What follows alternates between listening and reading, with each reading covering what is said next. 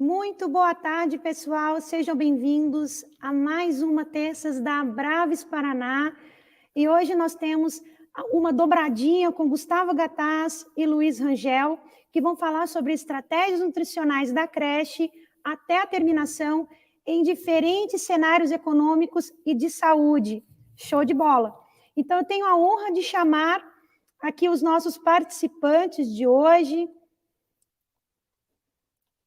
Seja bem-vindo, professor Gattaz, tudo bem? Pessoal, boa tarde, tudo ótimo. E com vocês, espero que bem também. Então, tá bom. Vou chamar o Luiz também. Com vocês. Tudo certo, Luiz? Seja bem-vindo à nossa transmissão, à nossa Abraves Paraná. Chamar o Luiz também. Oi, tudo certo, Luiz? Seja bem-vindo à nossa transmissão, tudo, à nossa Abraves Paraná. Tudo certo. Oi, tudo certo, Luiz? Seja bem-vindo à nossa transmissão. Acho que está tendo um retorno.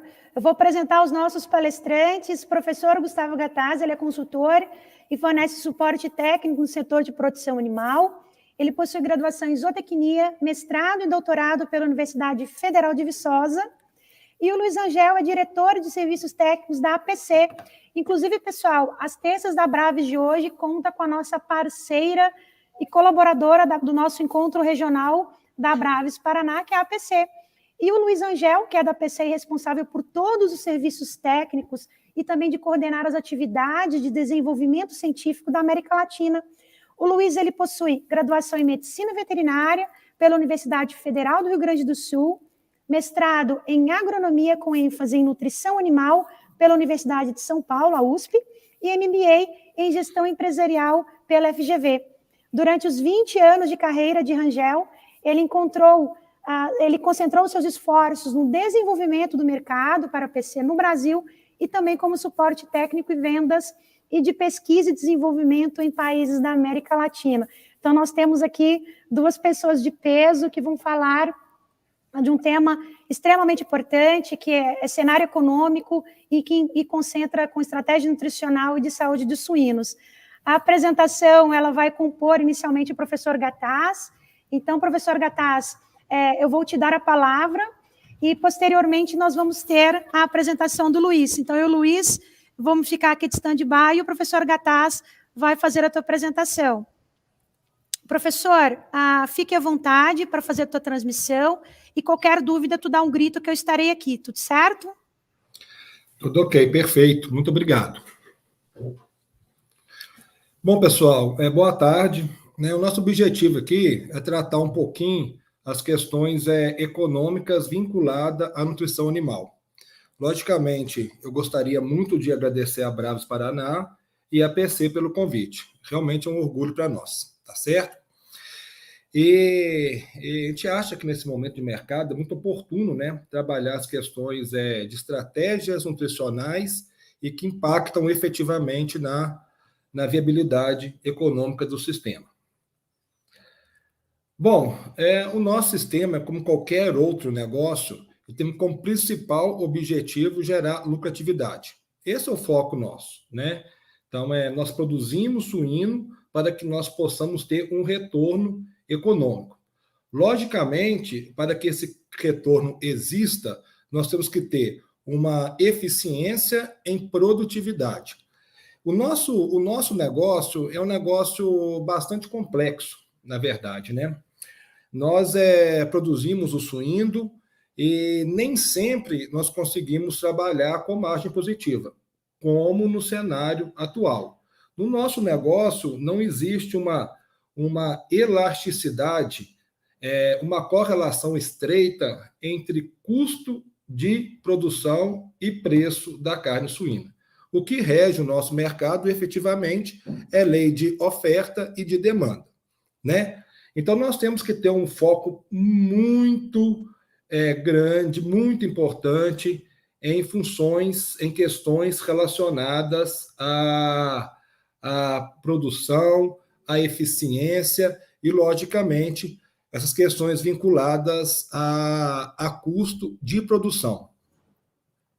Bom, e com relação a custo, nós sabemos, sim, que hoje o impacto da nutrição animal, o impacto da alimentação é cerca de 70% a 80% do custo de produção, né? Isso aí varia, logicamente, quanto maior for o preço do grão, maior vai ser a influência da alimentação no custo desse cevado. E, obviamente, o fator eficiência, o fator conversão alimentar, também é outra variável muito importante que impacta diretamente esse custo de produção. Então, sim, com certeza, obviamente, o custo é um ponto crítico no nosso sistema, né? Ainda mais que dentro da operação da suinocultura, dentro da granja, a variável que nós temos o maior domínio, efetivamente, é o nosso custo e nossa capacidade de produzir. E como nós falamos, o mercado, o preço do quilo do suíno, nós temos muita pouca influência, porque o que rege isso aí é lei de oferta e demanda, que nem sempre está na mão do suinocultor. Bom, obviamente que quando nós traçamos estratégias em cenários de margem positiva ou de margem negativa, não importa, nós temos que entender aonde que nós possamos economizar ou reduzir esse custo sem impactar ou minimizar o impacto do nosso sistema. Quando nós trabalhamos, né, o cenário da suinocultura, nós podemos dividir em 3 etapas. Isso é claro, né? Nós temos aqui a fase de reprodução, a fase de creche e a fase de terminação. Essas 2 primeiras fases, reprodução e creche, são fases estratégicas, né? Reprodução, ela compõe o nosso segmento de animais de maior valor agregado do nosso plantel, e, além disso, ela representa apenas, ou representa 12% aproximadamente do nosso custo do cevado terminado. A fase de creche é uma fase também estratégica, onde é um leitão recém-desmamado, um animal jovem, imunologicamente imaturo e que precisa de cuidados especiais. Além disso, ele representa 15% do custo e esse leitão, ele é o cevado de amanhã, já que o nosso sistema é o sistema de largo período de alojamento. Ou seja, a partir do momento que esse leitão é descrechado, nós temos aí mais aproximadamente 4 meses de alojamento na engorda até esse animal ser vendido. Então, no cenário tão volátil, igual ao cenário econômico global da suinocultura, 4 meses tudo pode mudar. Então, nós não podemos perder o foco de uma qualidade reprodutiva e de uma qualidade do leitão descrechado. Já a fase de terminação é aquele momento onde nós temos o maior impacto no custo, cerca de 70% a 72%, e é onde o animal está mais preparado para aguentar alguns desafios. E, além disso, é aquele momento onde o animal está mais próximo de ser vendido e que nós não temos tantas oscilações de mercado. Então, nesse momento, seria a fase mais estratégica para nós trabalharmos questões de custo de produção e tentar reduzir essa variável tão importante. Obviamente, nós vamos seguir e vamos ver isso adiante, que nós possamos sim reduzir o custo, mas que isso também não onere a eficiência do sistema e que isso torna-se um problema. Bom, essa planilha aqui é uma planilha bastante informativa, como realmente, como hoje está a influência do custo do grão ou do milho impactando aí o custo do cevado. Tem alguns clientes nossos que nos pedem, né? Ô Gataz, como é que está o cenário aí do custo com milho de 100 a saca, de 90, de 60, como é que fica aí o meu custo de produção? Então, assim, dito isso, eu achei bem interessante, como informação para vocês, mostrar essa tabela, né? Levando em consideração um farelo de soja na casa de 2.500 a tonelada e um custo fixo, né? Os demais custos fixos na casa de 1,35 kg, né? E uma conversão alimentar de plantel na casa de 2,40, o que representa, né, o custo da saca de um milho de R$100, no custo final do cevado, passaria a R$ 6,92. Se essa saca de milho ela reduz para R$90 a saca, esse custo do nosso cevado ficaria na casa de 6,68. Essa saca de milho, passando por R$80, ficaria na casa de 6,39. R$70, 6,13 e R$60, 5,86. Acredito eu que no cenário, na maioria das praças do Brasil, nós estamos operando aqui, ó, entre R$80 e R$90 a saca. O custo ficando próximo aí de 6,70 a 6,40. Logicamente que esse fator conversão alimentar, ele também é impactante nessa análise de custo final do quilograma, tá certo? Obviamente que essa é uma tabela informativa e cada caso tem a sua realidade. Bom, pessoal, tem um colega nosso, um cliente nosso, que diz assim: ô Gataz, custo é igual unha. Nós temos que aparar todo dia. Não pode deixar crescer, senão ele arranha. Eu falo, está corretíssimo. Custo é igual unha. Tem que aparar todo dia. Se deixar crescer, pode arranhar. Entretanto, se aparar demais, pode sangrar. Então, essa visão de redução de custo é muito importante. Só que nós temos que entender como isso deve ser feito para não sangrar o nosso sistema e prejudicar a viabilidade econômica. Pessoal, a gente está aqui com um tempo de 30 minutos para falar de custo. Isso aqui é uma discussão para 2 dias que não se encerra, tá? Então, eu vou trabalhar aqui um resumão para jogar algumas ideias, tá certo? Bom, vamos lá. Nós temos aqui uma equação de viabilidade, uma equação de lucratividade, que compõe 2 variáveis importantes. Obviamente, a receita e, obviamente, o custo, né? Quando nós trabalhamos essa variável receita, nós entendemos que a receita é o peso produzido no sistema. Isso aqui leva em consideração, obviamente, variáveis como mortalidade, variáveis como GPD e o preço do quilograma. Então, essa compõe a receita. O custo do nosso sistema, ele é composto pelo volume de ração produzido, né, vezes o custo da ração, custo médio ponderado da ração do sistema, associado ou somado aos demais custos, né? Outros custos variáveis e os custos fixos da nossa operação. Aí nós temos aqui alguns pontos bastante importantes quando nós trabalhamos ajuste de nutrição para potencializar a viabilidade. Porque se eu pensar só em redução de custo, é muito fácil. Eu pego o preço médio, o custo médio da minha ração, eu economizo em soja, economizo em energia, em óleo, economizo em ingredientes funcionais, como plasma, como leite, e tudo certo, né? Reduzir o custo da minha ração.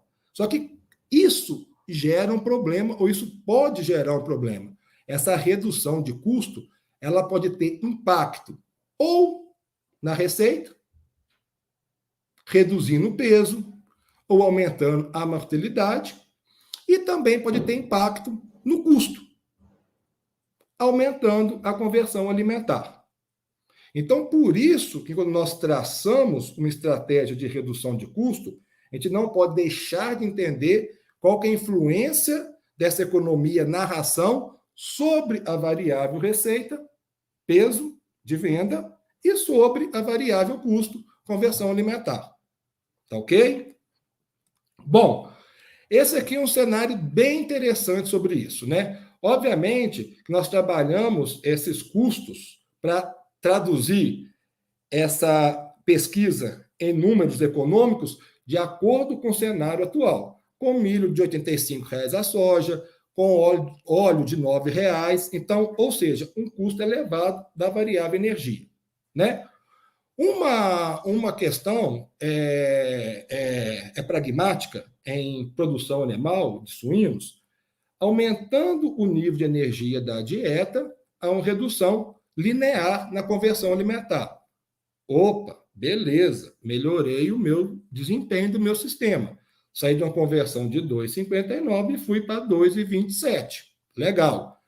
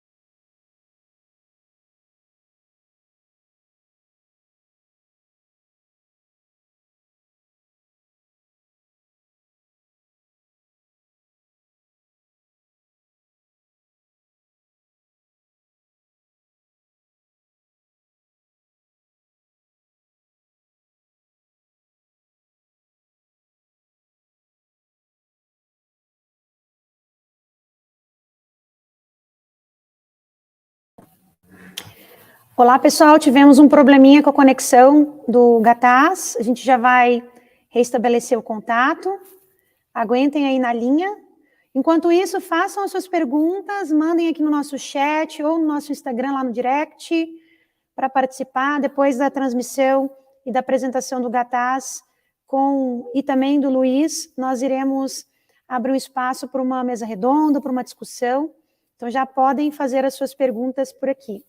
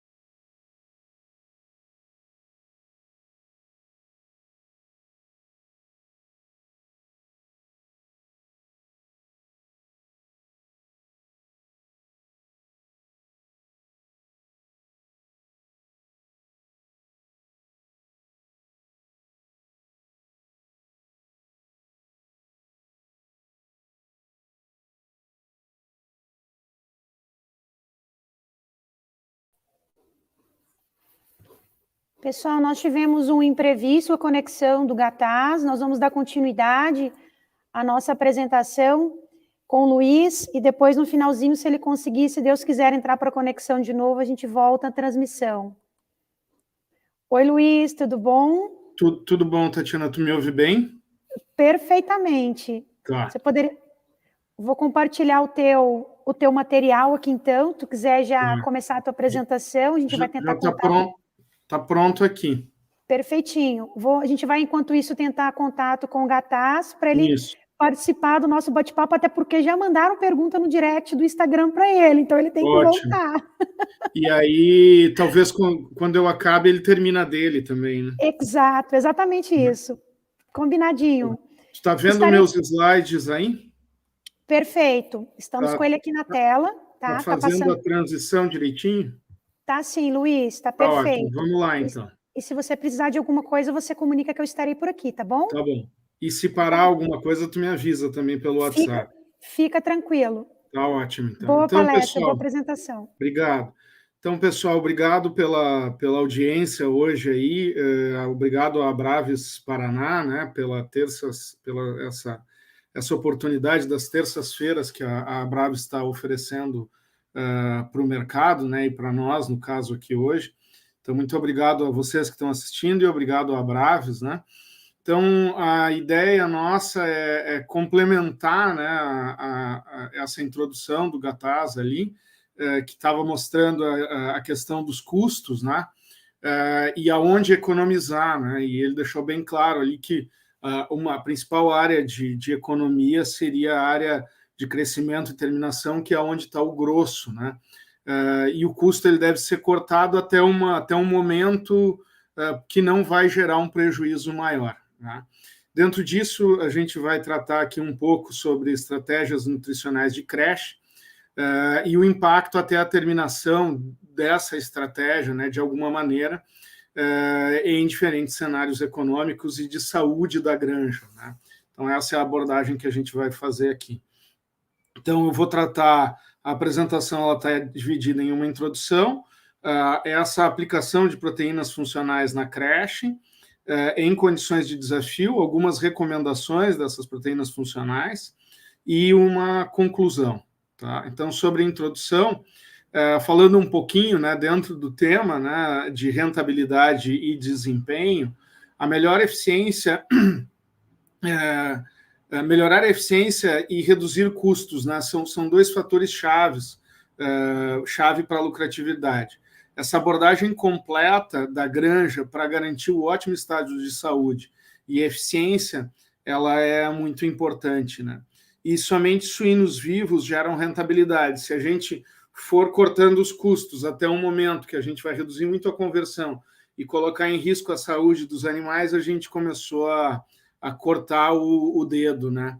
Então, como o Gataz bem colocou. Né? Então, falando um pouquinho de proteínas funcionais, elas são proteínas que retêm a funções biológicas, proporcionando benefícios que vão além da nutrição.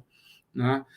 E o plasma, as proteínas derivadas do sangue, especificamente o plasma, eles contêm essas proteínas, contém proteínas funcionais que incluem transferrinas, né? Lisozimas, fatores de crescimento, citocinas, imunoglobulinas, e tudo isso tem um efeito profundo na resposta imunológica e inflamatória. Né?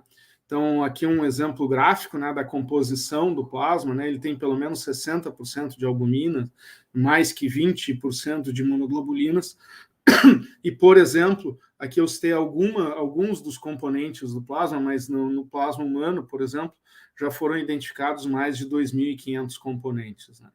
E, basicamente, o que essas proteínas fazem é otimizar a resposta imune ao estresse de modo eficiente, conservando nutrientes para o crescimento. Né? Então, a gente colocou esse gráfico aqui, né, um gráfico em pizza, né, demonstrando, né, que animais com plasma, com proteínas funcionais como as do plasma, eles economizam nutrientes que iriam para o sistema imune para modular ou ativar ou para uma resposta imune e derivam esses nutrientes para o crescimento, enquanto que os animais que não têm o plasma, eles vão utilizar mais nutrientes para manutenção do sistema imune e sobra menos para crescimento e desempenho. Né? Então, essa seria uma introdução e agora eu vou entrar um pouquinho na creche, algumas aplicações práticas desse tipo de proteína. Né? Então, e o momento principal de uso dessas proteínas é na fase de creche, e o momento que os animais chegam na creche imediatamente após o desmame, ocorre uma redução de consumo e crescimento, normalmente. Né?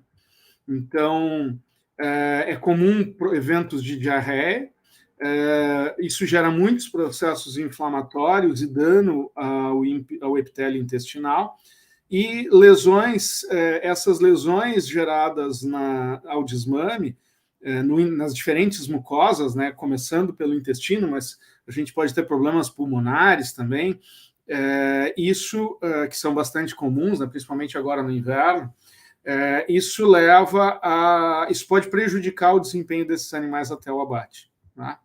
Então, o plasma, né, em dietas de creche, ele beneficia a taxa de sobrevivência, né? E esse estudo conduzido no Canadá há um tempo atrás, um estudo epidemiológico, ele levou em conta diferentes variáveis de biosseguridade da granja, status sanitário, manejo, nutrição de creche, que afetam positiva ou negativamente, né, a saúde do rebanho e as taxas de sobrevivência. né? E eles avaliaram a inclusão de plasma gerando um efeito benéfico, né? Então, basicamente, o que eles olharam foi a razão de chance do plasma em dietas de creche associada com elevadas taxas de sobrevivência. Primeiro, eles olharam qual o impacto de leitões de maior peso ao desmame na sobrevivência, em comparação com animais de menor peso ao desmame. Esses animais de maior peso, eles apresentaram 3,1 vezes mais chance de sobrevivência, enquanto que os animais que tinham plasma na segunda dieta, eles apresentaram quase 5 vezes mais chance de sobreviver do que os animais que não tinham plasma. Enquanto que os animais que tinham plasma só na primeira dieta, eles tiveram um aumento na chance de sobrevivência de 13,4 vezes a mais que os animais que não tinham plasma na primeira dieta. Então, nessa situação epidemiológica lá do Canadá, do oeste do Canadá, em 2006, o impacto do plasma foi várias vezes superior, né, quase 5 vezes, pelo menos 4 vezes, mais que 4 vezes superior do que um maior peso ao desmame. Então, demonstrando, né, esse impacto bastante interessante na sobrevivência dos animais, né? Então, como eu coloquei lá, né, só animais que sobrevivem, eles geram benefício, eles geram lucro, né? Esse impacto do plasma nas dietas de creche ele é tão grande que em uma avaliação, em um estudo conduzido pelo professor Gary Cromwell para o evento de 100 anos, de aniversário de 100 anos do Animal Science, ele fez diversas perguntas, né, para diferentes nutricionistas ao redor do mundo sobre o que mais impactou a nutrição de suínos nesses últimos 100 anos, né? E dentro desse ranking, o plasma ele saiu na 6ª posição, em conjunto com as dietas de desmama, né? Como uma das principais descobertas, né, do século, que ajudaram a nutrição de suínos, né? Então, essas proteínas funcionais, elas são normalmente utilizadas desde o creep feeding até pelo menos 2 semanas após a desmama. Existem hoje mais de 40 anos comprovando a eficiência disso. E, via de regra, ocorre, né, de acordo com várias meta-análises, observa-se melhoras no ganho de peso da ordem de 31%, melhoras no consumo da ordem de 25% e melhoras na conversão da ordem de 4%. Né? Quando a gente compara as proteínas de plasma com extratos de carne, farinha de peixe, proteínas de sangue, leite em pó e todas essas demais proteínas, né, considerando a base aqui, o plasma, ele gera melhoras de ganho de peso aí, em médias superiores a 40, 50 gramas por dia, né, de acordo com esse estudo do Taralhardona 2010. Né. Então, esses são resultados de mais de 70 experimentos, e o plasma apresentou uma vantagem consistente sobre outras fontes de proteínas especiais, né, gerando nos primeiros 14 dias pelo menos perto de 800 gramas a mais do que essas diferentes proteínas. Né. Também é interessante citar, né, que é importante usar a dose certa, né, sair com uma dose correta de inclusão para não jogar fora esse investimento, né?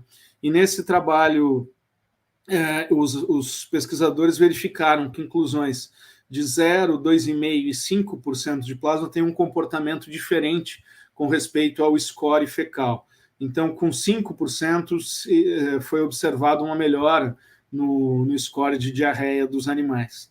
Também com 5%, em comparação com 2 e 0, foi observada uma menor concentração de fator de necrose tumoral, que é uma citocina pró-inflamatória, que é um medidor de existência de processos inflamatórios. E com 5%, a diferença foi significativa em relação às outras inclusões. Então, isso leva, né, perdão, a conclusão de que pelo menos 5% é necessário nos primeiros 14 dias. Né? Além disso, eles mediram a função de barreira intestinal, a permeabilidade a uma macromolécula, né, da mucosa, e novamente, com 5% foi observada essa melhora da função de barreira do intestino, né? Então, pelo menos 5% na primeira ração é o recomendado. Só que dentro disso a gente fez um outro trabalho agora mais recentemente, que vai ser publicado semana que vem no IPVS, e esses são dados preliminares que vão ser, o estudo todo vai ser apresentado na semana que vem, e o que a gente estudou, e a publicação do professor Caio Silva, ele avaliou diferentes inclusões de plasma em comparação com uma dieta sem plasma, né, na creche, e o impacto disso durante a creche, no final, na saída de creche, e ao abate, né? Então, ele trabalhou com dietas de fases de mudança, as 3 primeiras rações com mudanças a cada 7 dias, e uma dieta inicial no final da creche de 21 dias. As rações tinham 2% de plasma e 0 nas últimas 2 fases, no segundo tratamento, depois 5, 3 e 1% de plasma, gerando um consumo de 165 gramas, depois 7, 5 e 3% e 0 na última fase, e no último tratamento 7, 5, 3 e 1,5% de plasma, gerando consumos, né, como eu comentei, de 0,86, 165 gramas, 311 e 600 gramas de plasma por tratamento, né? Então, indo para os achados principais aqui, eles observaram, né, uma melhora do peso na saída de creche de 1,4 kg para os animais que receberam somente 86 gramas de plasma, 13,2% nas primeiras 2 semanas. Com 165 gramas, em relação ao grupo controle, né, o peso subiu 1,320 kg, então um pouquinho menos que o primeiro tratamento, com plasma, e teve problemas aqui na fase de creche nesses animais. A gente foi utilizado animais de diferentes granjas, com bastante desafio sanitário, e alguns animais sofreram mais aqui durante a fase de creche. E mesmo com inclusões maiores de plasma, eles geraram somente perto de 800 gramas a mais que o controle sem plasma. Porém, não satisfeitos, né, os pesquisadores aqui acompanharam esses animais até o abate. E o resultado de diferença de peso em relação ao grupo controle, do grupo que tinha só 86 gramas de plasma, ele teve uma perda, né? Então, aquela diferença de 1,430 kg, ela baixou para 1,300 kg, ou seja, deu 91% da diferença de peso em relação ao controle ao abate, né, em comparação com o desempenho na saída de creche. O segundo grupo, ele quase dobrou, né, então, usando 165 gramas, 5, 13 e 1%, esse peso de 1,320 kg, de diferença em relação ao grupo controle ao abate, esse peso ele foi de 117 para 119 e 700, então 2,5 kg a mais que o grupo controle, com 165 gramas de plasma. Ou seja, isso maximizou em 89% a mais o peso na saída de creche, quase dobrou, né? E os outros 2 grupos, né, que não tinham tido um desempenho tão bom na saída de creche, eles, pasmem, ele multiplicou por quase 5 vezes e 4 vezes o desempenho da saída de creche. Então, esses animais pesaram, em relação ao grupo controle, 3,7 kg a mais e 3 quilos a mais que o grupo controle. É claro que tudo isso tem que ser levado em conta a realidade de cada granja, né, para a gente determinar qual a inclusão. Mas aqui a gente observa, né, que essas inclusões entre 5 na primeira ração, 13 e 5 na segunda e 1 e 3 são as melhores recomendações com a genética dos dias de hoje, né? E demonstrando um efeito bastante impactante, né, de maximizar o ganho da saída de creche ao abate em termos de peso desses animais. Então, bastante interessante, um dado que vai estar disponível no próximo IPVS. Além disso, nesses animais também foi observada uma menor incidência de pneumonia, né, quando foi utilizado o plasma nas diferentes inclusões, né? Então, trabalho bastante ao abate, né? Então, um dado bastante interessante. Rapidamente, um pouco sobre plasma em condições de desafio, né? Então, frente a diferentes... Esses aqui eu listo diversos trabalhos com bactérias, vírus, comuns na suinocultura, né? E frente a esses desafios, quando foi utilizado o plasma, sempre ocorreu uma melhora no score fecal, melhoras no ganho de peso, sobrevivência e conversão alimentar. Eu trago um trabalho aqui conduzido por um grupo da PIC, publicado logo antes, no início da pandemia, né, em que eles compararam uma dieta com 2,5% de plasma bovino, uma dieta menos complexa, e o que eles chamaram de uma dieta mais complexa, com 5% de plasma bovino. E o que eles verificaram foi que, com 5%, nos primeiros 14 dias, se eu não me engano, essas rações promoveram nos animais de peso médio e pesados, uma redução bastante importante na mortalidade desses animais, e mortalidade e descartes, né? Então, os 5% do plasma diminuiu bastante, de maneira significativa, né, mortalidade e descartes desses animais. Tá? Esse é um trabalho clássico, já frente a um desafio com circovirose, em que a gente substituiu o plasma, a farinha de peixe pelo plasma, e foi trabalhado com 6, 13, 1%, 1,5% de plasma, e a gente conseguiu uma diferença da ordem de 2 quilos na saída de creche a favor do plasma, né? Isso acompanhado por reduções bastante significativas nos sinais clínicos da circovirose, numa época que não tinha vacina, né? Então, aqui uma foto de um mesmo bloco, né, animais que iniciaram o experimento com o mesmo peso, aos 50 dias de vida, 25 dias depois do início da prova, e os animais com plasma com uma diferença visual bastante significativa, né? Animais mais rosados, maior número de animais na baia, uma maior sobrevivência em comparação com o grupo controle com farinha de peixe, né? Também em desafios com micotoxina, né, existem hoje diversos trabalhos, né, que demonstram que quando é adicionado plasma e existe um desafio de micotoxina, ele minimiza o impacto das micotoxinas, né? Então, apenas lembrando que é uma outra ferramenta.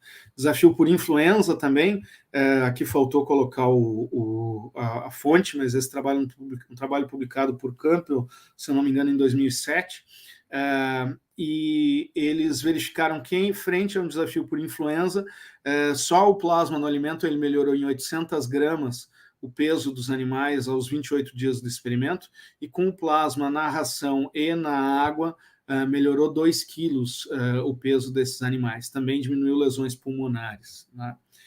Em úlceras também é uma ferramenta interessante, né?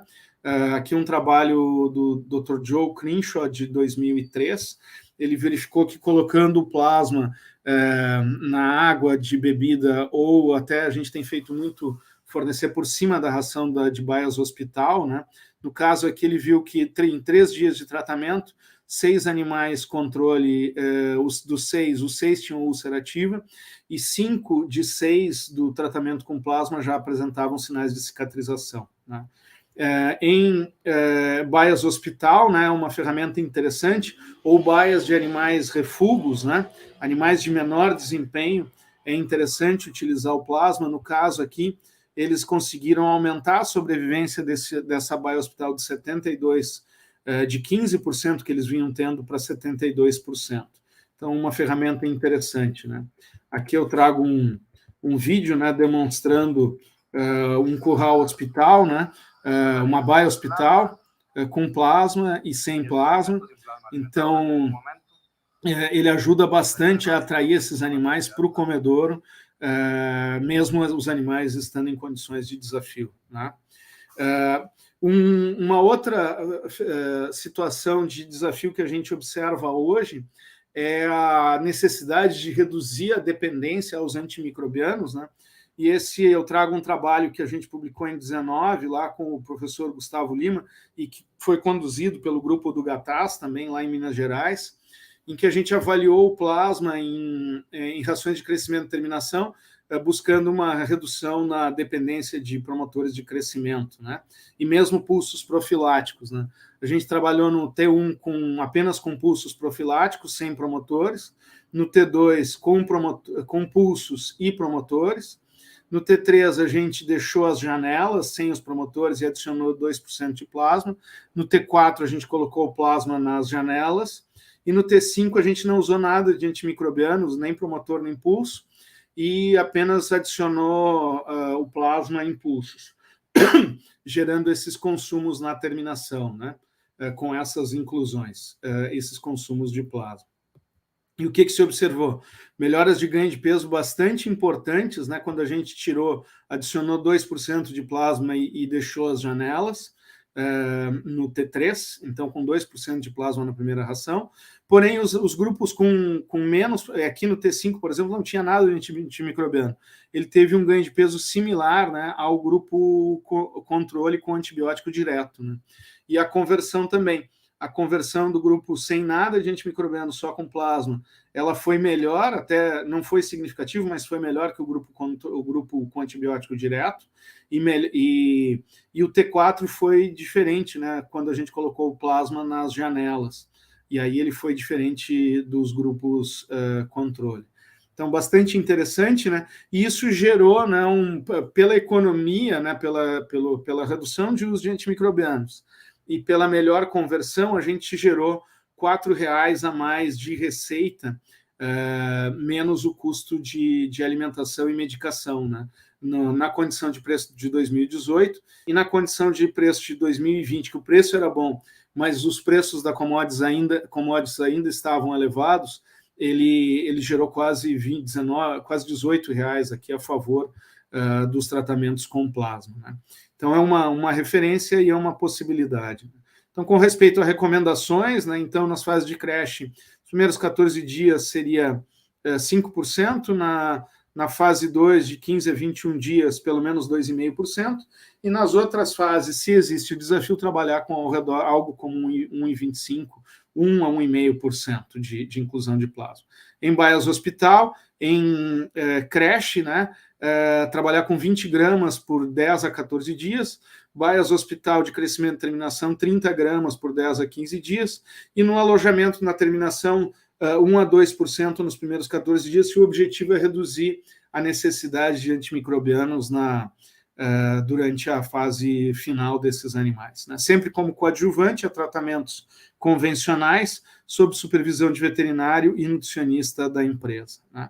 Então, como conclusão, o plasma é uma ferramenta funcional, né, que ajuda animais, nutricionistas, veterinários e empresas em situações de diferentes estresses.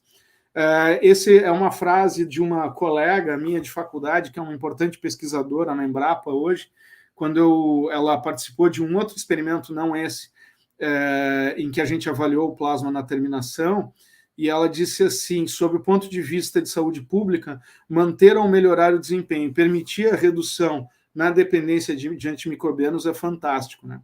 E dentro do tema nosso hoje aqui, somente suínos vivos geram rentabilidade, né? Com isso, então, eu agradeço, né? E fico aqui disponível para perguntas. Eu não sei se o Gattas consegue voltar para a parte dele. Tatiana. Luiz, nós agradecemos imensamente por você estar aqui conosco e trazer muito conhecimento para todos os nossos abravianos. Gattas está sim, eu vou chamar ele para conversa, ele voltou. Ele não fugiu, até porque tinha pergunta para ele já. Legal. Gattas, tudo bem? Pessoal, me perdoe, me desculpa, eu terminei toda a conversa minha, eu não notei que tinha caído, porque eu só vejo só minha tela, sabe? Não tem problema nenhum. Eu nem sei aonde que eu parei, falar com você a verdade. Você estava falando sobre energia metabolizável, sobre a parte de custo. Se você compartilhar teu material, a gente já te ajuda. Tá, assim, eu retorno, então eu resumo aqui mais um pouquinho de tempo, mais 10 minutinhos, pode ser ou não? Fica à vontade para tocar a tua apresentação, tá bom? Ok, tudo certo? Tudo certo, só preciso que você compartilhe a tua apresentação comigo de novo. Claro, só um minutinho. Porque com a caída da conexão, ele não apareceu. A tela, compartilhar.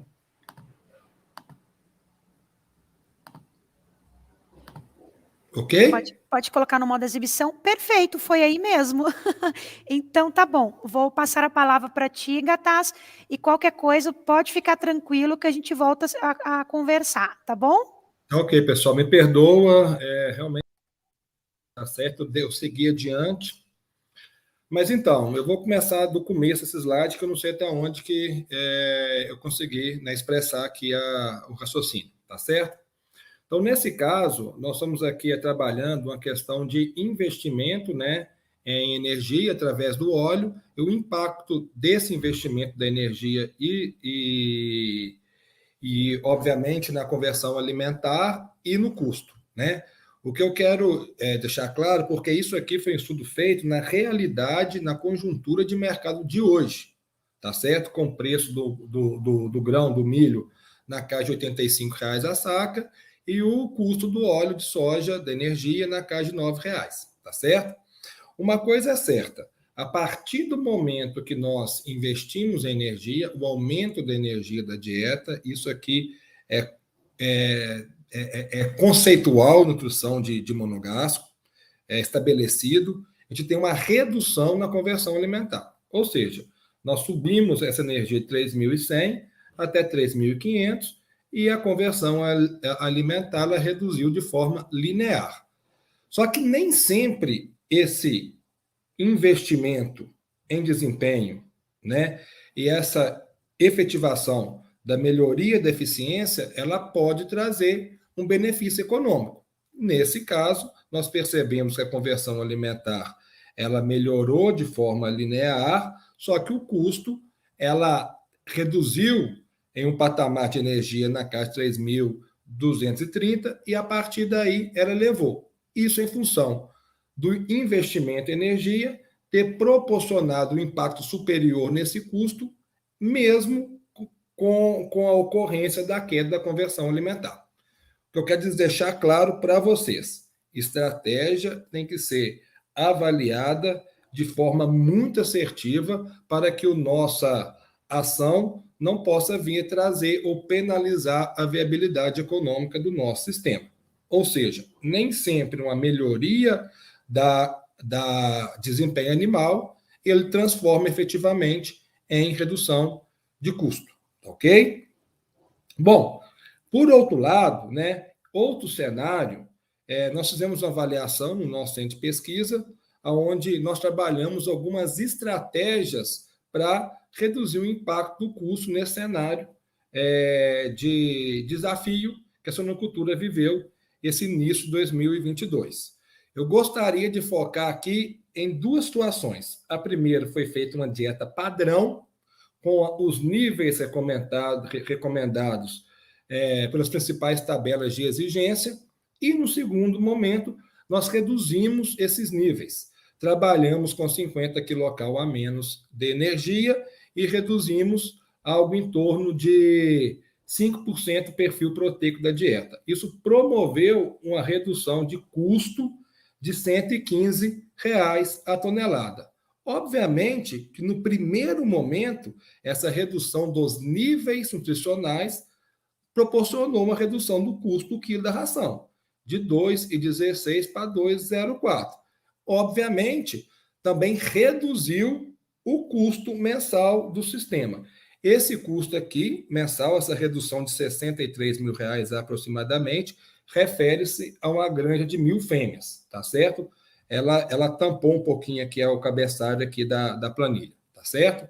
Mas isso aqui equivale a 1.000 fêmeas. Ou seja, reduziu-se o custo da dieta de 2,16 para 2,04, nós tivemos uma redução aqui no custo mensal com alimentação, algo em torno de R$ 63 mil para cada 1.000 fêmeas.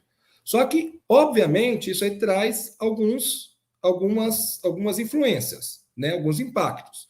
O primeiro impacto foi no ganho de peso.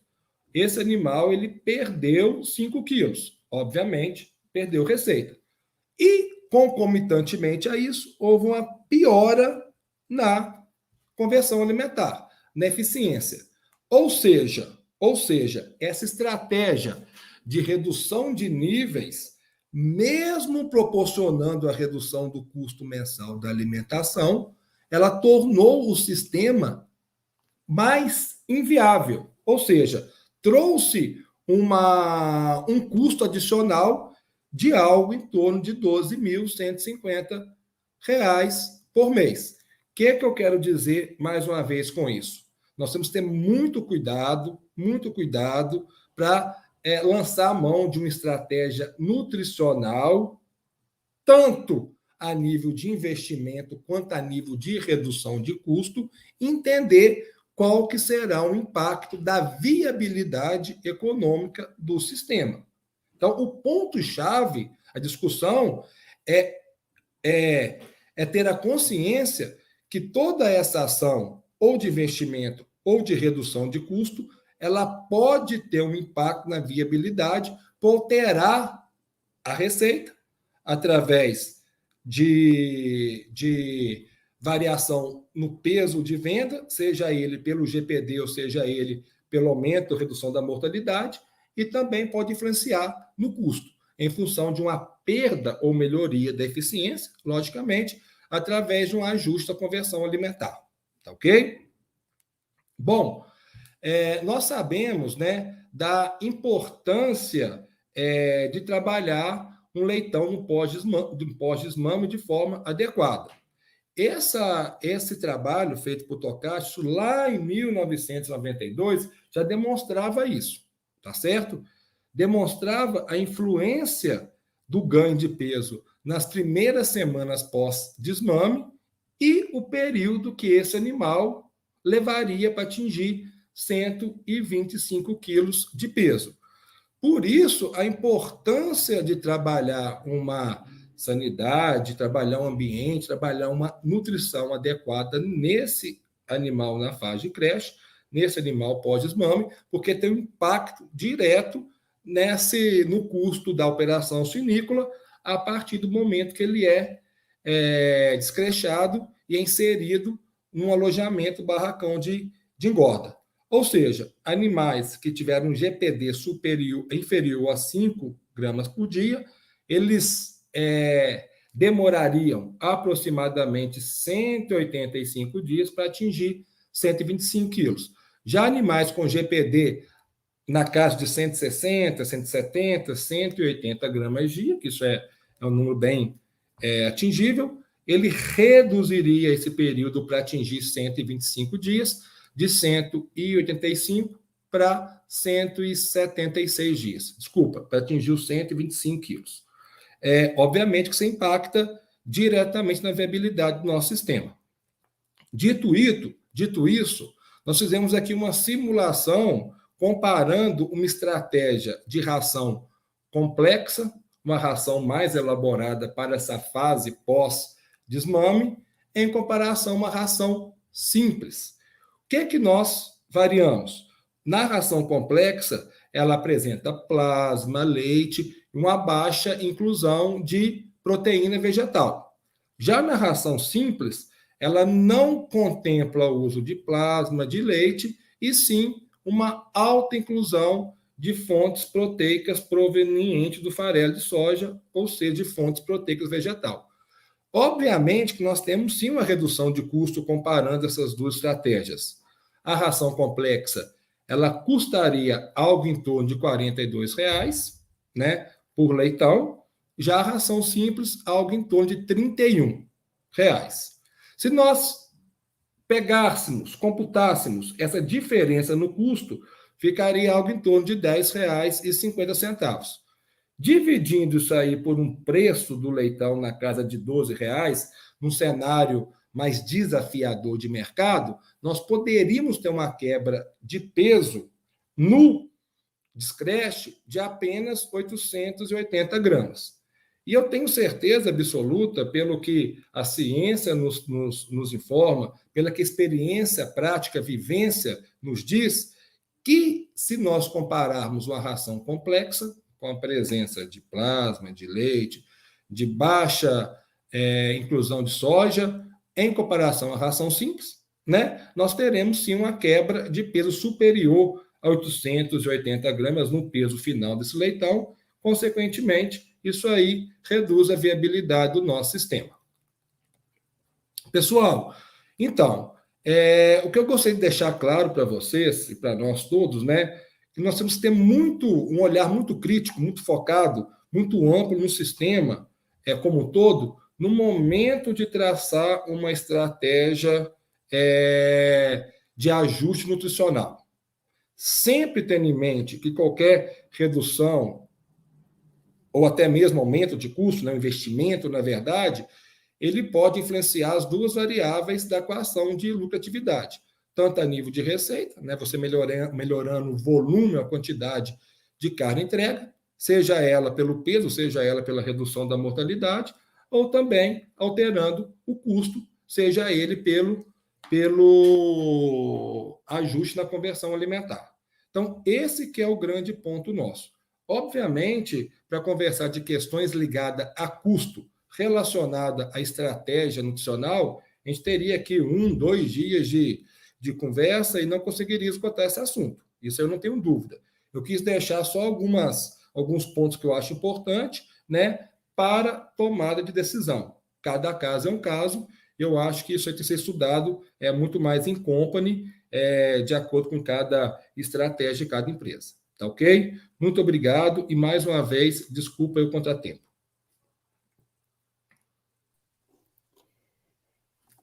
Imagina, Gataz, nós que agradecemos a tua disponibilidade em estar aqui conosco e trazer tanta informação bacana. Chamo para a conversa aqui também o Luiz. Vocês dois, Gataz, você nos trouxe e nos relembrou a importância de falarmos de custo na suinocultura e o quanto a nutrição ela contribui neste processo. E o Luiz, ele comentou de forma tão brilhante sobre lucratividade, sobre retorno, sobre investimento, dentro de um tema que é pertinente em suínos, que é a nutrição de leitões, que é um grande desafio para nós que estamos no campo, e que o nutricionista ele precisa estar em muita sintonia com a sanidade, para que, como tu comentou mesmo no trabalho de Tokashi, Gataz, ele é clássico dentro da suinocultura, dentro da parte de nutrição, e ele nos mostra de estratégias de nutrição de creche, e a importância de se ter uma fonte proteica mais digestível para o leitão, principalmente no arranque, que vai fornecer, inclusive, incremento em condições sanitárias para o animal e melhor desempenho posterior. Então, muito obrigada a vocês dois por estarem aqui, trazendo tanta informação bacana, e o nosso chat está bombando, e o Instagram também. O Ronaldo Romani, ele faz uma pergunta para o Gataz. Gataz, nem sempre melhor conversão alimentar resulta em melhor resultado financeiro, certo? Talvez você tenha falado, mas eu tive cortes na minha conexão. Então, o que você pode falar um pouquinho? Perfeito, Ronaldo, perfeito, sabe? Obviamente que nem sempre a melhoria no desempenho animal, seja ela em GPD, seja ela em conversão alimentar, ele vai trazer uma melhor lucratividade. Depende muito de cada cenário, né? Cenário de custo de matéria-prima, custo da operação da alimentação e do cenário do preço de bolso da receita. Você está perfeito, né? Nós temos que analisar caso a caso, isso depende muito da conjuntura mercadológica, tá certo? Por isso a importância de estar sempre com esse assunto aí discutido dentro das corporações. E a estratégia, elas são dinâmicas, não são estáticas. Ela depende muito da condição de mercado. E do custo dos ingredientes, né, da disponibilidade regional, né, Gataz? Exatamente, da conjuntura mercadológica. Tá certo? Nem sempre, ainda mais, por exemplo, hoje no mercado com o custo tão alto da energia, como nós mostramos, né, óleo na casa de R$9, muitas vezes compensa um aumento de 100 gramas na conversão alimentar para reduzir aí 50 ou 100 quilocal da dieta. Tá certo? Então, o Ronaldo está perfeito, é isso aí mesmo. Maravilha. Uma pergunta do Hector Gataz. Então, baseando nesse estudo de Tokashi, em sua opinião, não existe ganho compensatório em suínos? As curvas de alimentação, as curvas de ganho de peso, de ganho de massa corporal alterou muito, né, pessoal? Inclusive aí pela idade de abate que ampliou, né, os animais mais pesados, então tem um maior tempo de alojamento nas terminações. Enfim, o que nós temos certeza é que a melhoria nessa formação de todo o sistema gastrointestinal, que vai promover uma melhor eficiência em aproveitar o alimento, vai permitir que esse animal, nas fases subsequentes, torne-se muito mais viável. Tá certo? Isso aí é fato que isso acontece. Tá? É fato. E Gataz, aproveitando, né, o gancho do Hector nesse trabalho do Caio que eu apresentei, isso ficou bem claro, né, que se a gente conseguiu, tudo depende do que tu vai economizar. Tu vai economizar com minerais, tu vai economizar com ingrediente funcional, né? Então, no caso desse experimento aí que vai estar no IPVS na semana que vem, a gente verificou ali que 86 gramas de plasma deu 1,4 kg, se eu não me engano, a mais do que o grupo controle, e o controle ali era isolado proteico de soja. Só que ao abate, esse ganho ele diminuiu em 10%. Então, aquele 1,4 kg, ele virou 1,3 kg de diferença em relação ao controle. Já lá com 300 gramas de plasma, eles não tiveram um bom desempenho na creche, porque tinham animais doentes ali no meio, que estavam se recuperando, só que aquele peso a mais de 800 gramas, ele virou 3,7 kg ao abate. Então, é muito simples, é muito simplório falar em ganho compensatório, né? Depende o que tu está economizando, depende, tu está economizando sangrando essa ração, trabalhando com uma ração mais econômica, ou tu está trabalhando em economizar ingredientes funcionais. É muito aberta, né, a pergunta. É boa pergunta, Hector, obrigado, mas ela é muito ampla, né? No caso ali, a gente viu um ganho compensatório absurdo desses animais que saíram com 800 gramas a mais que o controle, só que chegaram ao abate com quase 4 quilos a mais. Né? Ali teve um baita impacto, né? Então, depende do que a gente está comparando e qual o prisma, né? Tu está olhando pelo lado do ganho ou tu está olhando pelo lado de não perder, né? Mas interessante. Obrigado pelo gancho, Hector. Eu estou cada dia mais certo e convencido, né, que a média realmente é burra, né? Isso é fato, né? Então, vou dar um exemplo bastante radical. Se eu pegar 50% dos meus leitão com 20 quilos e pegar 50% com 10 quilos, ter um alto coeficiente de variação, vai dar uma média de 15, né? Se eu pegar 100% dos animais de 15 quilos, eu tenho certeza que esse animal com menor variação ele vai proporcionar um desempenho mais eficiente adiante. Tá? Então, isso aí é um ponto bem interessante, a gente não leva em consideração, que é uniformidade desse lote. Reduzir esse coeficiente de variação para ter um animal ou um sistema mais estável. Né? Facilita todo o manejo também. Né? Nós não mensuramos em produção animal, que eu acho que é extremamente importante, é a estabilidade do nosso sistema. Reduzir variações. Né? E nós somos mestres, extremamente eficientes em causar variação no nosso sistema. Sem dúvida. Perfeito, pessoal. Luiz, a gente tem uma pergunta aqui que veio para ti. Ela, na verdade, foi uma pergunta duplicada, porque uma pessoa fez para ti e a outra fez para o Gataz, e a pergunta, então, vocês já estão comentando vocês dois para enriquecer cada vez mais, sobre a substituição, falando sobre os preços dos lácteos, que eles estão caros, né? E se é possível fazer alguma substituição pensando em desses derivados por plasma em dietas durante a fase de creche do animal, e comentar um pouquinho sobre a questão de como explica esse impacto desse plasma na saúde do suíno. Como que esse processo acontece? Se é possível fazer essa substituição? Eu estou vindo de uma viagem agora no Equador e um produtor lá, eu fui uma granja com 1.200 matrizes, e durante vou usar o exemplo desse produtor para responder parte da pergunta, né? E basicamente o que aconteceu lá foi que com toda a pandemia e guerra e tal, ele foi ficando sem disponibilidade de ingredientes, né? E ele tinha acesso a plasma lá no Equador. E então ele vinha utilizando 6% na primeira ração dos primeiros 14 dias, e aí faltou o fornecedor de nucleotídeos dele, e não conseguiu entregar. Ele tirou o nucleotídeo e aumentou um pouco mais o plasma. Daí faltou o fornecedor de lácteos dele, de derivados, esses blends lácteos, né, que ele utilizava. Por causa da guerra, vinha da Europa, não chegou container, enfim, lá no Equador. Faltou o lácteo, e o que ele fez? Ele aumentou mais o plasma para não subir a soja, como o Gattaz colocou, para manter ela num nível ali de 12% no máximo, e aumentou mais o plasma e complementou com lactose pura. Ele achou lactose pura. E com isso o desempenho dos animais foi super bom, né? A gente eu consulto o Gattaz com respeito a qual o valor, né, do plasma em relação aos lácteos, né?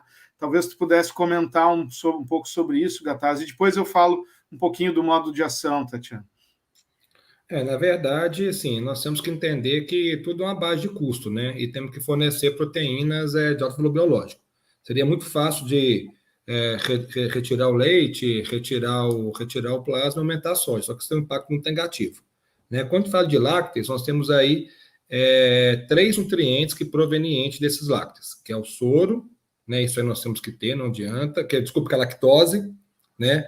Isso nós temos que ter. A gordura, né, láctea, a gente pode substituir parcialmente ou integralmente pela gordura vegetal, e a fração proteica, né, que a gente consegue substituir aí por proteínas de alto valor biológico, como, por exemplo, o plasma. Obviamente que isso aí também é uma questão de custo, né, o Luiz sabe disso, né, da situação de mercado, né, de custo do leite em pó, do custo do plasma, mas é completamente pertinente substituir, sim. Na conjuntura hoje de leite subindo, né? Sabe que o mercado de leite está cada dia com custo mais elevado, o leite em pó integral, nós temos sim a condição de trabalhar a substituição desse leite parcialmente aí pelo plasma, sim. Né? Trabalhar com fontes que vão integrar a lactose de menor valor, de menor custo, como o soro de leite. Essa composição ela é completamente plausível. Porque nós não podemos fazer uma conta simples, sacou o leite, sacou o plasma, aumentou a soja, porque nós reduzimos o custo, mas a gente tem um impacto na viabilidade em função de pior no desempenho animal, seja pelo ganho de peso, seja pela conversão alimentar. E mesmo mortalidade, né, Gattaz? Mortalidade também, sim, com certeza. Então, Tatiana, abordando um pouquinho do modo de ação, basicamente o que a gente observa, falou em plasma, apareceu o gato ali, o gato adora plasma, mas o que a gente observa é que existe provavelmente perto de uma centena de trabalhos olhando o plasma, o modo de ação sob diferentes prismas, né? E o que a gente observa é que quando existe algum tipo de desafio sistêmico, ocorre um desarranjo das proteínas de junção firme nas diferentes mucosas. A gente vê isso no intestino, mucosa pulmonar e até na barreira hematoencefálica. E quando coloca o plasma nesse tipo de condição, em substituição a diferentes outras proteínas, ele consegue melhorar a estabilidade da função de barreira e diminuir a permeabilidade a macromoléculas. Como consequência disso, existem menos processos inflamatórios, não só na mucosa, mas em diferentes tecidos. Um trabalho de Jiang, 2001, lá que me veio agora, eles verificaram que, inclusive, o peso do intestino desses leitões ele era diminuído quando tinha o plasma na ração. Então, o intestino é mais eficiente. Esses dias eu fiz uma apresentação sobre o plasma em aquacultura e o pessoal usou um modelo bem legal, olhando transcriptômica, ou seja, a expressão gênica, como que o plasma afetou a expressão gênica de peixes, dourada do Atlântico Norte, lá, um peixe de água fria. E eles verificaram isso, o mesmo que a gente achou com outros modelos, em dourada, né? Então, diminuiu processos oxidativos, diminuiu processos inflamatórios e melhorou o catabolismo e o metabolismo proteico, ou de síntese proteica de carne, né, no peixe. Então, isso está bastante documentado e, basicamente, é isso. Melhorando a função de barreira, diminuindo processos inflamatórios, melhora a utilização de nutrientes e melhora a conversão. E permite que o sistema imune desses animais ele funcione de uma maneira mais efetiva, né? Então, se é necessário uma reação, ele vai lá, reage, resolve e segue vida, e a vida que segue, né? Enquanto que o animal sem o plasma ele sofre mais, né? Tanto que aqueles animais, aquele ganho compensatório grande que a gente viu no trabalho do Caio, talvez seja um rebote disso, né? Esses animais no alojamento durante a creche eles sofreram. Aqueles 2 lotes lá tiveram um azar na composição, né? Foram animais de 2 granjas diferentes que a gente recebeu lá, com bastante carga de patógenos do Brasil, né? E eles sofreram mais, foi um azar para eles. Porém, ao abate, eles recuperaram, né? O plasma proporcionou essa recuperação desses animais. Foi um experimento, aquele experimento ali envolveu, se eu não me engano, mais de 900 animais. Mas o trabalho vai estar publicado na semana que vem, na íntegra, no IPVS. Teremos oportunidade de vê-lo pessoalmente, então. Isso. Pegando um gancho no que você falou, nós temos a gente está com um tempo quase estourando aqui, mas é uma pergunta muito legal que veio para nós sobre a redução de antimicrobianos com o uso de plasma, que vem muito ao encontro do que tu comentou agora, né? Então, com a sua impressão nos trabalhos que já participou, que vocês têm acompanhado, o plasma ele pode ser considerado uma ferramenta para reduzir os antimicrobianos, para controle de coli, redução de óxido de zinco. O que vocês podem comentar um pouquinho sobre isso? Tu quer começar, Gataz? Depois eu concluo? Não, Luiz, assim, fica à vontade, né? Eu acho que a sua experiência ela é muito mais ampla do que a nossa, mas de antemão, sim, é completamente pertinente. Aquele trabalho que eu mostrei ali rapidamente, né, o último a gente conduziu em conjunto com o Gataz em Minas Gerais, na granja experimental que ele toca lá, e o autor foi o Gustavo Lima, que recentemente se aposentou na Embrapa. E aquele foi um dos primeiros trabalhos em animais de terminação, usando o plasma como uma ferramenta para tentar utilizar menos antibiótico, né? E deu super certo. Há muitos anos já o pessoal utiliza o plasma com esse objetivo em dietas de creche, né? Então, agora mesmo com essa retirada do óxido de zinco, né? Primeiro com a retirada dos antimicrobianos na Europa, né? Com a redução drástica lá, e agora com a retirada do óxido de zinco, o consumo de plasma nas dietas de creche e nos principais países produtores da Europa aumentou muito, né? Então é uma ferramenta real para essa aplicação. Então, sim, ele tem esse efeito de melhorar, diminuir processos inflamatórios, deixar o sistema imune mais apto a reagir, né? E, inclusive, no IPVS, eu conclamo o pessoal a olhar 2 trabalhos que olham o plasma frente a um desafio, e não só, interessante que ele funciona não só para bactérias, mas para vírus também. Então, a gente tem vários trabalhos, que eu até apresentei um aqui, de circovirose, PIRS, ele ajudando em desafios por PIRS, e sem dúvida contra desafios bacterianos, né? Mas lá no IPVS vão ser apresentados 2 trabalhos do grupo do IRTA, com participação do Javier Polo, da APC, na sessão de apresentações orais, em que ele vai mostrar o impacto do plasma modulando a resposta imune frente a um desafio por peste suína africana, conduzido no laboratório do IRTA, lá do Fernando Rodrigues. Bem legal esse trabalho, e inclusive ajudando uma vacina em desenvolvimento, né? Demonstrando esse impacto na saúde e modulando o sistema imune. Vai ser bem legal essas 2 apresentações. Mas sim, sem dúvida, em creche já se usa há bastante tempo, né? Onde existe essa demanda, e é muito legal porque a gente consegue, às vezes, até reduzir custo, né? melhorar a conversão, porque antibiótico é amargo, o bicho não gosta de comer antibiótico, né? Tu reduzindo a carga antimicrobiana, o animal desempenha melhor, né? E tem, como diz o Moraes, né? Ele próprio desenvolve a sua imunidade, né? Então, é bem válida essa utilização e existe uma gama de trabalhos conduzidos em condição experimental e de campo que permitem a gente ir bem firme com essa aplicação. Bom, nós estamos acostumados, né, assim, de um tempo para cá, ou historicamente, a usar muito antibiótico, né? Então, com essas restrições, a gente tem que começar a ter um olhar diferente, né, para outras ferramentas. E se nós pegarmos efetivamente a história, né, voltar um pouquinho para trás, quando entrou no circovirose no Brasil, e não se tinha ainda, a nível global, né, Luiz? Não se tinha ainda a vacina. Sim. O que se usou para minimizar ou para melhorar esse quadro da circovirose, desse vírus, foi o plasma.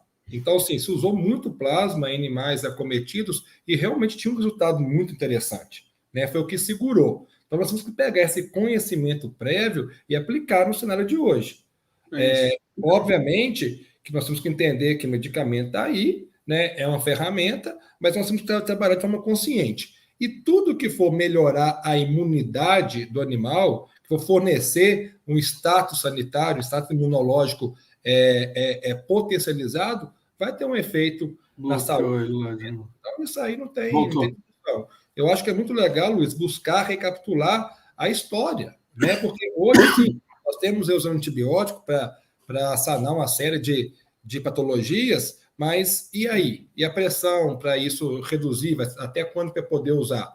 Então, assim, nós temos que ter um olhar para outras ferramentas. O plasma vem de encontro com esse conceito, sim. Né? É uma questão mesmo de tornar mais robusto, de validar, de usar e de entender a melhor forma de trazer essa ferramenta para benefício sistêmico, né? Mas que nós temos história prévia ou um ocorrido, né, na história que ele é efetivo, nós temos, né? Um estudo de caso, né, Luiz? Eu acho que não pode esquecer essa questão da circovirose, né? Quando veio lá atrás. Muito bem isso aí. Foi ou não foi? É isso aí. É que tu não assistiu a minha palestra, né? Eu mostrei esses slides. Né? Parcialmente assisti. Né? Na metade já, eu fiquei perdido. Tá ótimo. Meninos, eu só tenho a agradecer em nome da Abraves Paraná por vocês dois estarem aqui, agradecer também a PC pela grande parceria, porque se não fosse a PC, vocês não estariam aqui compartilhando tanto conhecimento com a suinocultura brasileira, com nossos abravianos. Então, agradeço imensamente a presença de vocês, o pessoal de casa também, que ficou até aqui, que participou, que interagiu. E, galera, para quem não pôde assistir a live, se você conhece alguém que não conseguiu assistir e quiser assistir, é só entrar lá no nosso site da Abraves Paraná e lá nas terças da Abraves se tornar abraviano de forma gratuita. Todas as nossas lives ficam lá salvas. Então, você pode compartilhar esse conteúdo maravilhoso que foi explanado pelo Gattaz e pelo Rangel, com quem vocês quiserem, tá certo? Meninos, então, mais uma vez, muitíssimo obrigada. O pessoal tá dando os parabéns para vocês, tá? O Glayton Martins, parabéns, pessoal, foi muito bom e foi muito bom, com certeza. Um tema bem pertinente, que entra dentro de redução de antibióticos, em alternativas, não só aos antimicrobianos, mas a outras fontes proteicas já utilizadas na suinocultura.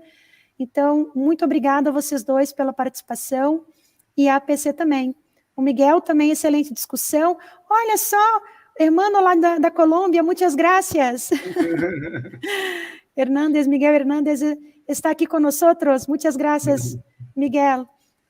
Então, muito obrigada, pessoal. E a nossa Terças da Abraves, no nosso próximo evento, será no dia 28 de junho, e a empresa parceira será a Vetanco. Gostaria de convidá-los para o dia 28, para mais informações. Siga-nos nas nossas redes sociais, no Instagram, no Facebook, no nosso site, tá bom? Muito obrigada, pessoal. Gostaria de falar mais alguma coisa, Gattaz e Rangel? Só agradecer, foi um prazer imenso, muito, muito feliz de estar com vocês aqui. Conte com a gente. Precisando, só entrar em contato. Muito obrigado, Tatiana, muito obrigado a Braves, aí, a APC, né, pela oportunidade. Foi bem legal. Vamos repetir isso aí com outros assuntos, né, mais adiante. Com certeza, nós que agradecemos. Obrigada, pessoal. Tchau.